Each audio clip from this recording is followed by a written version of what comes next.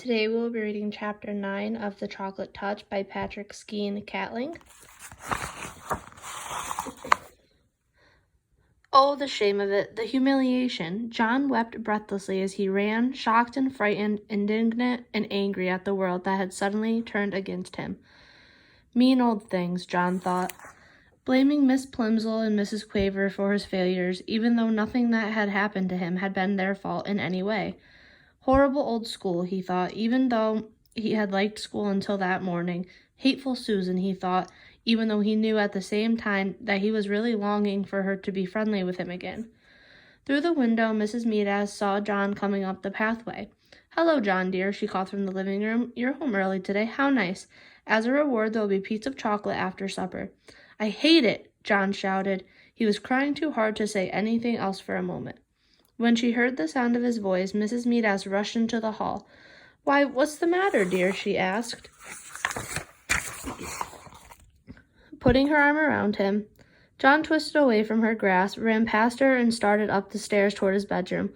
"Susan doesn't want me at her birthday party," he said, and he went, "I know she doesn't. Well, I don't want to go to her rotten old party anyway."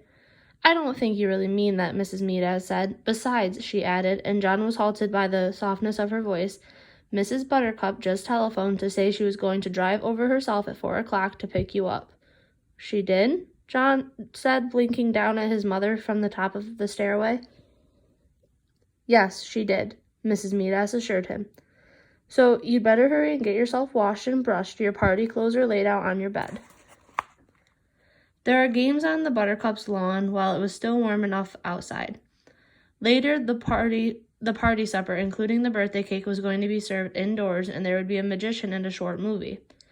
John joined in the blind man's buff and grandmother's footsteps and fox and geese, and soon he became more cheerful. He even temporarily forgot about chocolate. Susan looked very pretty. Her yellow curls had been brushed so hard that they looked silkier than ever. She was wearing a big blue ribbon, the same color as her eyes. Her cheeks were flushed with excitement, a deeper pink than her new party dress. On her feet were dainty little white socks and white shoes with straps that buttoned. Between games, Susan smiled at John and said, "I'm glad you came." They seemed to be on good terms again. Then Mr. Buttercup approached, bringing a bucket of water from the garage. He set it down in the middle of the lawn without spilling a single drop. "We're going to duck for apples," Susan whispered to John. "The boys against the girls. You can be captain of the boys' team." The two teams lined up for the race, Susan leading the girls and John the boys.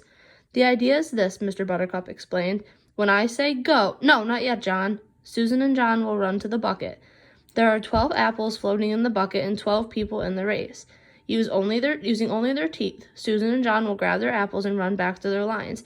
As soon as they both touch the hands of the number 2 runners in their teams, Dinny and Duncan, Susan and John will go to the end of their lines, and Dinny and Duncan will run to the bucket and duck for apples. Do you all understand the way it's going to work? All right. 1 to get ready, 2 to get steady, and 3 to go." Susan bounded ahead like a jackrabbit and had her face deep in the bucket by the time John reached her side and crouched down for his apple.